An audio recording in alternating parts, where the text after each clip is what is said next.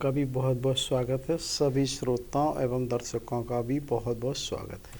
Sir, कार्यक्रम की पिछली श्रृंखला में हमने यहाँ तक जाना कि विभीषण जो है वहाँ पहुँच गए हैं जहाँ पर प्रभु अभी विराजमान है, लेकिन वानर सेना में अभी यह बात चल रही है कि प्रभु की मुलाकात करानी चाहिए विभीषण जी से या नहीं करानी चाहिए। तो ऐसे में विभीषण जी कैसे मिल पाते हैं प्रभु से, आपसे जानना चाहेंगे। बहुत सुंदर। जैसा कि पिछले एपिसोड में क्या था कि जब वो समुद्र के ऊपर गगन में ही विभीषण जी और चारों मंत्रियों के साथ थे, तो वहीं से उन्होंने अपना संदेश भेजा था।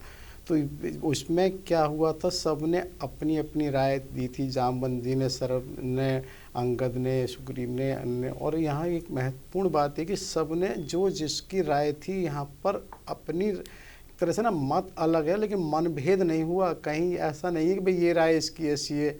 तो उसका ये आशय बहुत ज़रूरी होता है। कभी भी कहीं कोई अगर राय हो तो सबको अपनी स्वतंत्र राय रहनी चाहिए, क्योंकि प्राय ये देखा जाता है जो वहाँ पर रावण को, उसमें बात यही होती है, सब उनकी मुंह देखी राय कहते हैं, क्योंकि सबको लगता है इनको क्या पसंद आएगा। लेकिन राय ये होनी चाहिए कि हमारी ये राय है। तो यहाँ पर सबकी राय सुनने के बाद क्या होता है, ये प्रभु श्री राम ये कहते हैं कि यक्ष, राक्षस, पिशाच कोई भी मेरी शरण में आता, मैं किसी का त्याग नहीं करता और किसी का त्याग नहीं। और वो ये भी कहते हैं यदि दशग्रीव रावण भी शरण में आएगा तो मैं उसका भी त्याग नहीं करूँगा। और वो ये कहते हैं कि ये शरणागत का धर्म है कि चाहे उसका जीवन चला जाए कि उसको शरणागत की रक्षा करनी ही चाहिए, किसी भी तरह से उसे ये नहीं करना चाहिए। और जो एक बार भी ये कह देता है कि मैं तुम्हारी शरण हूँ, तो मैं उसी समय उसे संसार के संपूर्ण प्राणियों से अभय दे देता हूँ। इसलिए मैंने विभीषण को भी अभय दिया, तुम जाओ और उससे लेके आओ। और साथ ही ये भी कहते हैं यदि रावण भी शरण आ जाए तो बिना पूछे उसे भी ले आना।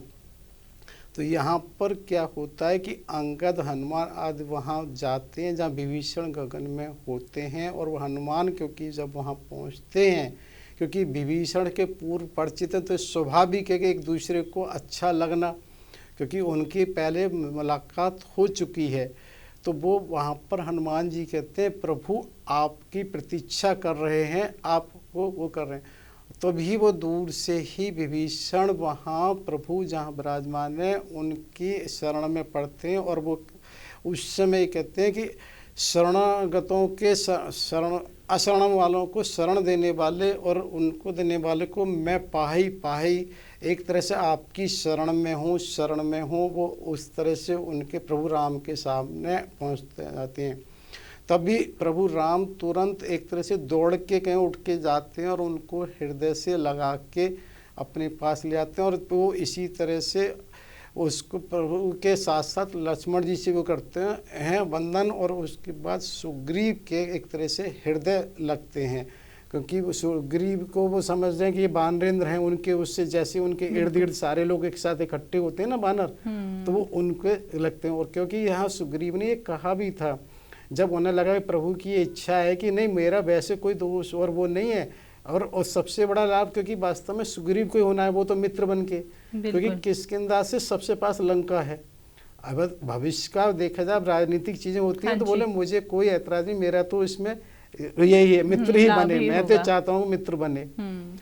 तो यहाँ पर ये बात महत्वपूर्ण है कि जब वो विभीषण आते हैं तो बांधन से भी करते हैं और सब यथायोग वो उन्हें अपने पास बिठा लेते हैं। प्रभु से वो गदगद कंठ से मिल रहे होते हैं, वहाँ खड़े होते हैं। प्रभु उनसे कहते हैं कि जो तुम चाहो वो मांग लो। तो वो ये कहते हैं विभीषण से, नहीं ये बात ठीक है कि राक्षस